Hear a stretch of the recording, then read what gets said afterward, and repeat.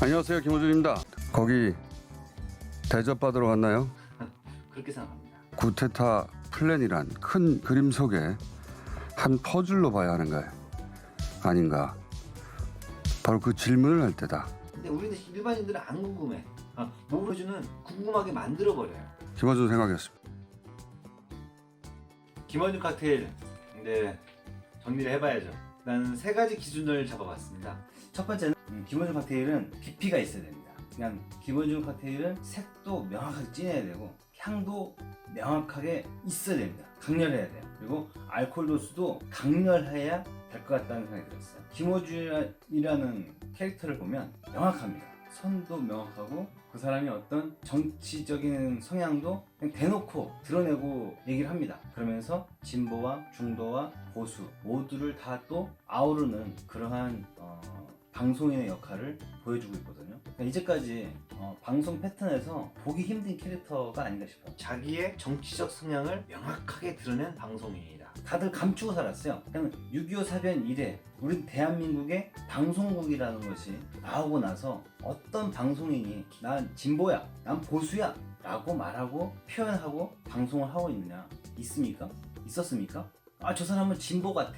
저 사람이 하는 행태, 저 사람 노조 가입한 경력도 있고, 운동권이고, 뭐 이렇게 해서 언론인들, 저널리스트들이, 아니면 정치인들이, 아니면 일반 시민 농객들이 저 사람은 진보 성향이야, 이 사람은 보수 성향이야 라고 우리가 가늠을 했던 거지, 추정을 했던 거지. 나 진보야, 저 보수입니다 이렇게 말하는 방송인이 이제까지 있었습니까? 없었죠. 근데 김어준이 지금 그 모습을 최초로 보여주고 있다고 봐요. 어쩌면 사람들도 더 이 사람에게 빠져든다, 저는 그렇게 생각해요. 진보에 대해서 명확하게 자기가 좋아하는 정당을 명확하게 표현하고 있는 그런 방송인이 있었는가? 그러면 이런 방송인이 지금 왜 핵심 거론이 되고 있는가? 청취율 1위니까. 청취율이 독보적으로 1위니까. 어떤 방송이 청취율이 20%가 넘어가는 게 그렇게 많지 않았잖아요. 그냥 지금 무슨 애국심에 아니면 무슨 연애, 오락, 예능 이런 프로그램이 아닙니다. 그냥 시사 프로그램이에요. 정치, 경제, 사회, 문화 시사 프로그램에서 청취율 1위를 달리고 있다는 얘기는 그만큼 다양한 사람들, 다양한 어떤 그 계층의 사람들, 이런 사람들 다 포용하고 있다는 얘기거든요. 김어준을 싫어하는 사람은 진보, 보수가 따로 없고, 김어준을 좋아하는 사람도 진보, 보수가 따로 없다는 거죠. 그냥 어떤 층만 해가지고 청취율이 그렇게 20%가 넘는 1위를 할 수는 없다고 저는 봐요. 그렇기 때문에 김어준이 이 강력한 색깔에 진보, 중도, 보수가 다 빠져들고 있다. 싫어하는 사람도 보고 있어요. 싫어하는 사람도 보다가 좋아합니다. 그리고 싫어하는 사람이 보다가도 이해를 해요. 고개를 끄덕이면서 아이 저 새끼 하면서도 좋아하고 웃습니다. 이게 바로 김어준이라는 거죠.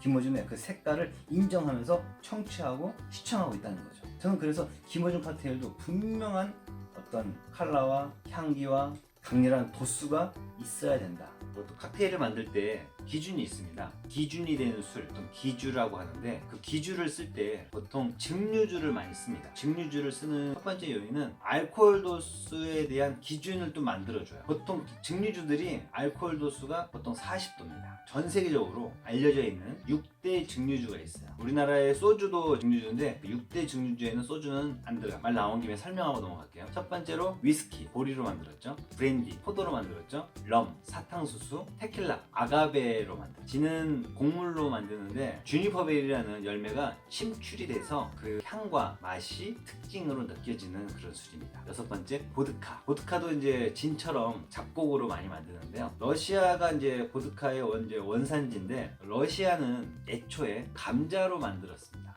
감자로 만들었으나 지금 러시아뿐만이 아니라 수많은 나라에서 보드카를 생산하고 있거든요. 그 나라별로 감자를 쓰지 않는 보드카도 상당히 많이 있어요. 잡곡을 많이 쓴다는 얘기죠. 보드카는 어떤 곡식을 쓴다도 되게 중요하겠지만은 보드카의 가장 중요한 핵심은 여과거든요. 여과를 통해서 보드카의 특징이 뭡니까? 무색, 무미, 무취. 어떤 주스와 어떤 믹서류, 어떤 컬러의 술들과 잘 섞입니다. 칵테일의 기주로 상당히 많이 쓰는 게 보드카거든요. 칵테일을 위해 태어난 술일 수도 있는데, 그런 6대 증류주가 칵테일의 기주로 많이 쓰입니다. 그 나머지 이제 술들이 서브로 들어가면서 칼라를 만들어내고 향을 만들어내고 그렇게 하는데, 이 기주도 이제 칼라나 향을 만들어내는 역할을 할 때도 있지만, 보통 기주를 쓸 때는 제가 이 증류주를 많이 사용한다는 거. 그 깊이가 있는 칵테일이어야 된다. 첫 번째 생각했습니다. 그렇게 생각합니다. 6대 증류주 안에서도 깊이가 있는 술이 있어요. 그 깊이가 있다는 건 뭘까요? 숙성을 많이 의미를 하거든요. 그리고 증류 과정도 되게 이제 중요한 깊이로 잡을 수가 있어요. 6대 증류주 중에서도 증류의 방법이 이제 두 가지 방법이 있는데, 파트 스틸이라고 해가지고 단식 증류기로, 약간 예전 고전적인 방식으로 증류를 하는 술과 펜턴트 스틸이라는 연속식 증류기를 사용해서 향과 맛에 있어서 차이점이 있습니다. 뭔가 침출을 시켜서 향과 맛을 끌어내는 보드카처럼 주정의 순수한 여과를 통해서 무색 무의 무취를 만들어가는 가볍고 뭔가 산뜻한 그런 느낌을 주거든요. 반면에 브랜디라든지 위스키 같은 그런 주정 같은 경우는 만드는 과정도 파트 스틸로 해서 만들어가고, 그리고 숙성이 들어갑니다. 보통 숙성이 짧은 거는 1년에서 3년짜리도 있지만은 길게는 12년, 15년, 30년 그 이상으로 숙성을 시키는 그러한 술들로 이제 브랜디하고 위스키를 이제 구분을 시켜놓기 때문에 향과 맛의 어떤 깊이를 느낄 수가 있거든요. 깊이를 논의할 때 그 브랜디나 위스키를 많이 거론을 합니다. 두 번째로, 김어준 칵테일은 복잡하면 안 된다. 이거 되게 중요한 거거든요. 김어준의 아주 강점 중에 하나가 복잡하고 어려울 것 같고 뭔가 막 뒤섞여 있는 어떤 그런 상황을 단순하게 의학 정리하는 그러한 기발하고 지혜로운 능력을 갖고 있는 사람이다. 김어준이라는 캐릭터는요, 방대한 스펙트럼을 갖고 있어요. 그냥 되게 넓어요. 바로 그거죠. 김어준 씨 같은 경우가 세상에 뿌려져 있는 많은 복잡한 다양한 데이터들을 전문가들을 통해서 끄집어내서 그를 하나의 맛있는 요리로 만들어서 청취자들, 시청자들에게 먹여주고 있는 그런 정보처리 셰프, 정보처리 요리사, 그런 역할을 해주고 있는 것이 아닌가. 우리가 생각하는 정치가 정치만 생각하는 사람은 아니에요. 이 사람이 생각하는 정치는 상당히 모든 게 정치다라고 이 사람은 생각하거든요. 그건 저도 공감하고 있어요. 왜냐면 우리가 살아가는 사회, 경제, 문화, 예술, 그 무엇이든 간에 개인적인 어떤 직장 생활이든 간에 거기엔 다 정치가 배어있다. 우린 정치적 삶을 살고 있다. 그거를 어떤 성향으로 명확하게 살 것인가, 김어준은 얘기하고 있습니다. 그리고 왜 김어준이 칵테일이 복잡하면 안 되는가는 김어준의 삶에서, 그리고 김어준이 지금 보여주고 있는 그 모든 청취자와 시청자들한테 김어준은 그걸 얘기하고 있어요. 저변에 음지에서 있었던 사람이 어느 순간에 스물스물 있는 그대로 모습을 보여주면서 온 거예요. 10년 전 김어준이나 20년 전 김어준은 똑같은 사람이라는 거죠. 어떤 상황에 김어준이 변한 게 아니야. 그냥 김어준은 김어준이었어. 김어준이 이 사회 현상과 들어맞으니까 지금 김어준이 어떻게 보면 청취율, 내가 너무 강조하는 것 같은데요. 어쨌거나 지금 현실은 그러니까 청취율 1이라는 건 그만큼 많은 유명한 사람들이든 우리같이 일반 사람들이든 김어준은 지금에 맞는, 지금에 필요한 사람으로 김어준을 바라보고 있지 않습니까? 그럼 이게 중요한 것 같아요. 세상 일이 단순하지 않지 않습니까? 복잡하잖아요. 그러면 복잡하다는 얘기는 뭐냐면 어떤 나라에서 중동, 그러니까 좀 멀리 있다고 생각하는 나라 한번 얘기해 봅시다. 중동, 어떤 아랍권의 나라에서 어떤 수상이 어떤 일이 벌어졌어. 네. 근데 우리는 그런가 보다 하잖아요. 그리고 그런 뉴스 타이틀도 안 보일 수도 있어요. 왜? 너무 멀어. 그리고 거기서 무슨 뭐 장기 집권이니 무슨 비리가 벌어졌니, 뭐 시위가 발생해서 뭐 총상으로 뭐 테러가 복잡해. 그냥 뉴스 건너뜁니다. 근데 우리는 일반인들은 안 궁금해. 모르니까. 근데 김어준은 궁금하게 만들어버려요. 알아야 된다. 왜 중동에서 이러한 일이 벌어지는지, 왜 지금 유럽에서 브렉시트가 어떤 상황으로 지금 전개되고 있는지, 이런 거를, 아니 비행기를 타도 10시간 넘게 걸리는 그 나라, 그 땅에 있는 사람들의 얘기를 우리가 왜 알아야 되지? 관심 없어. 내 삶도 지금 복잡하고 빡빡한데 근데 김어준은 알아야 된다는 걸 계속 얘기해주면서 전문가를 부릅니다. 전문가와 통화를 합니다. 관련 대사하고 통화를 한다든지, 인터뷰를 직접 해서 스튜디오에 부른다든지, 아니면 중동에 아주 밀접한 핵심 한국인 전문가, 교수, 이런 사람을 초빙을 해서, 아니면 전화 인터뷰를 통해서 불러다 놓고 얘기를 합니다. 얘기를 해서 그 사람이 얘기를 해요. 이 사람뿐만 아니라 또 원전 설계하는 사람 불러다 얘기합니다. 고귀한 박사, 교수들을 불러다 얘기합니다. 또 어떤 미국에 대해서 미국 정치? 그러면 미국 정치 해박한 사람하고 통화를 합니다. 아니면 스튜디오 부릅니다. 그냥 또 문화 쪽, 예술 쪽 다 불러요. 최소한 부를 수 있으면 다 불러. 불러서 얘기하는데 그 부르는 사람들의 전문가들의 공통점이 있어요. 맨 처음에 첫 스타트는 흐름이 있어요. 그 전문가들은 일단 김어준 앞에서 이 사람한테 귀에 넘어가지 말아야지. 남의 전문가니까. 이 김어준이 뭐라고 해도 나는 떳떳하고 당당한 전문가니까. 내 영역 안에서 나는 넘버 원이니까 이 사람이 뭐라고 하든 나는 내 소식만 얘기해야지 라고 한번 나오는 것 같아요. 그 눈빛, 표정이 나와 있습니다. 전문가들이. 근데 그 경계를 좀 하고 있는 거지. 자기 모습을 쉘드를 좀 치고 있어요. 방어막을 치고 김어준이 하는 질문에 대해서 얘기를 합니다. 그 사람들도 알고 있잖아요. 이게 청취율 1위라는 방송이라는 걸 알고 있기 때문에 그 자기의 어떤 그 가치가 상승 효과를 하고 나옵니다. 나오지만 거기서 이 사람한테 끌려가진 않으리라 라고 생각하는 것 같아요. 쉴드를 쳐놓고 하는데 중요한 김어준은 그 쉴드를 벗겨내는 어떻게? 기본적으로 전문 용어를 풀어요. 그게 무슨 말이죠? 라고 대묻습니다.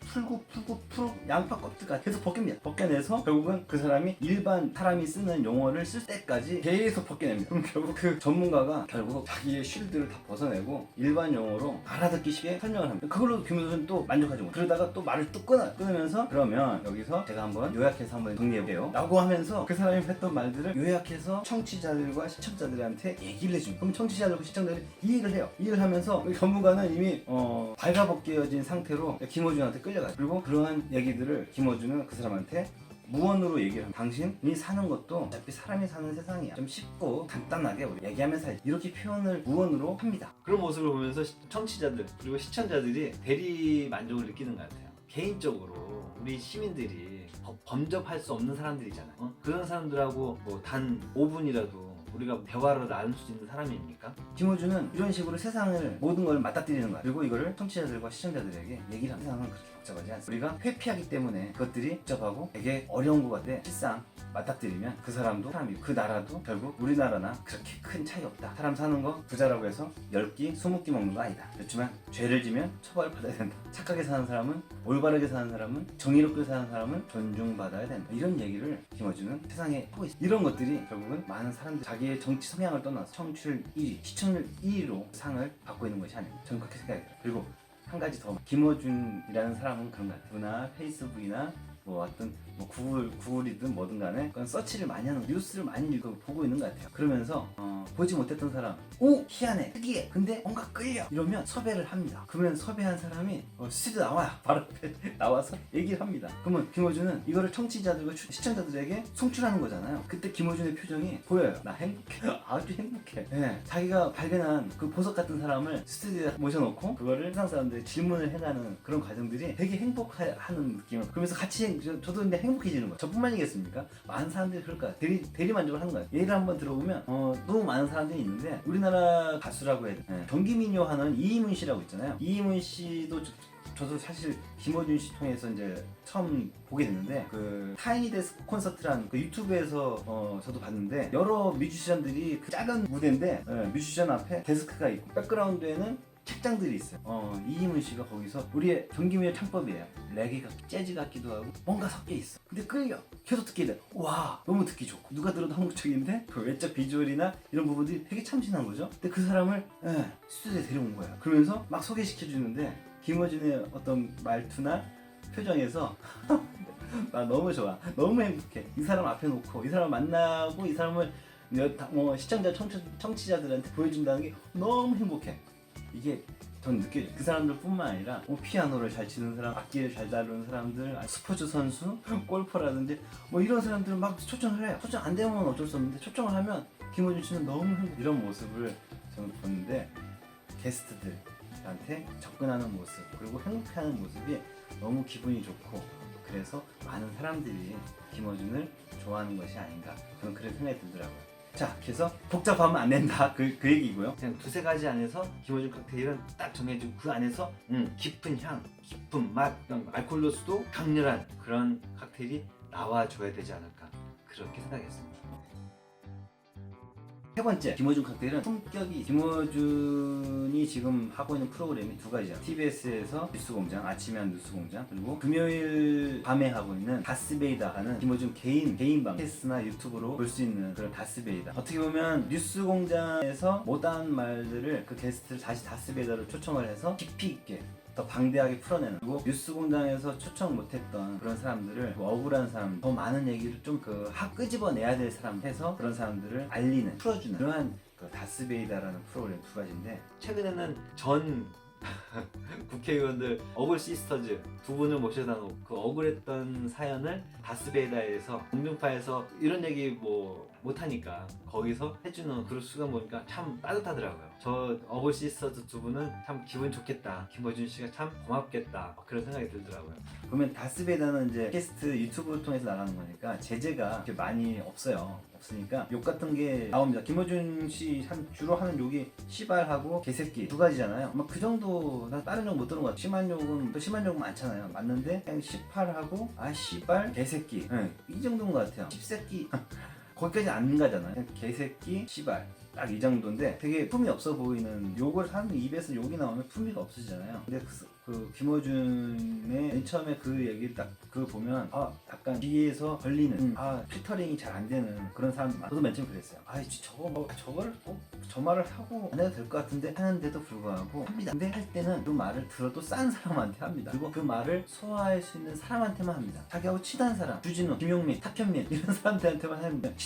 친해 얘하고 이런 사이야. 그리고 나쁜 사람한테 합니다. 나쁜 사람들. 그냥 막말 하는 막 그런 사람들한테 씨발 개새끼 막 이렇게 하는데, 근데 이걸 그 다스베이다를 또 볼 거 아닙니까? 그것도 청취율이나 그 시청률이 높으니까 보면서도 저 개새끼 안에 내가 있을 것 같기도 한데, 아니면 저 씨발 안에 내가 있을 것 같기도 한데 싶지만은 함부로 고소고발을 못하죠. 김어준 또 그런 걸 좀 잘하는 사람. 모든 송사를 다 무죄, 무혐의, 헌법재판소에서도 위헌 판결을 끄집어낼 수 있는 그러한 전문 베테랑입니다. 되게 똑똑한 사람.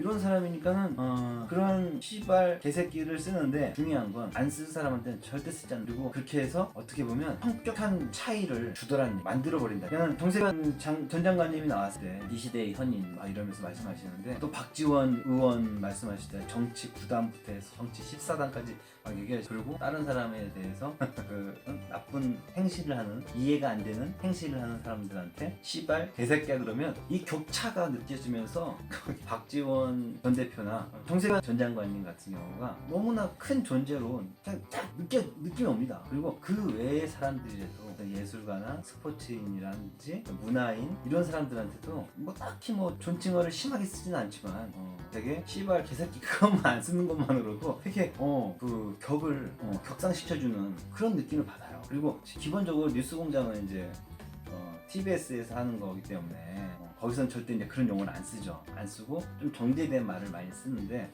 거기서도 보면 예의가 있습니다. 그 품격들, 그리고 그 사람이 게스트로서 나왔는데 그 사람의 어떤 강점을 다 끄집어내서 질문을 막 해서 살려주려는 그 노력이 막 보이지 않습니까? 그러면서 그 게스트가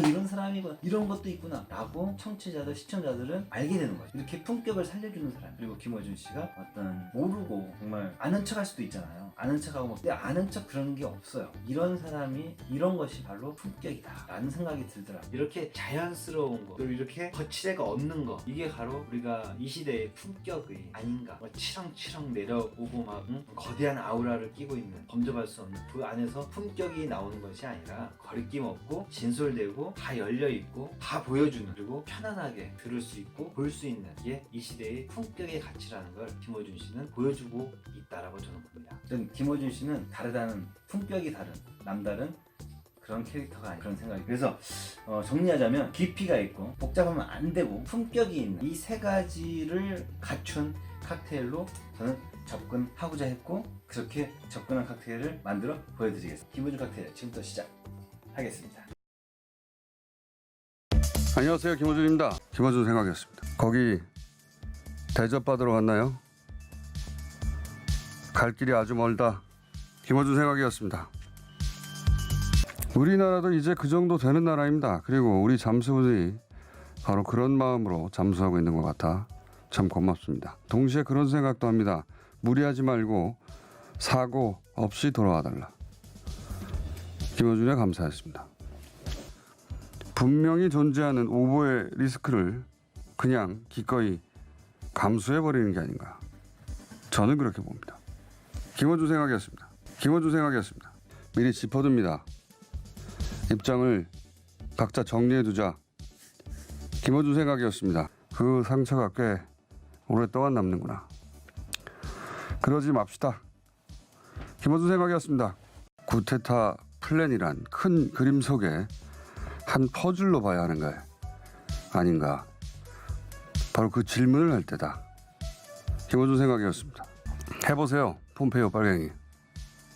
김어준 생각이었습니다. 그 결정에 참여한 관련자 전원을 법정에 다시 세워 그 죄를 철저히 묻고 반드시 단죄해야 한다.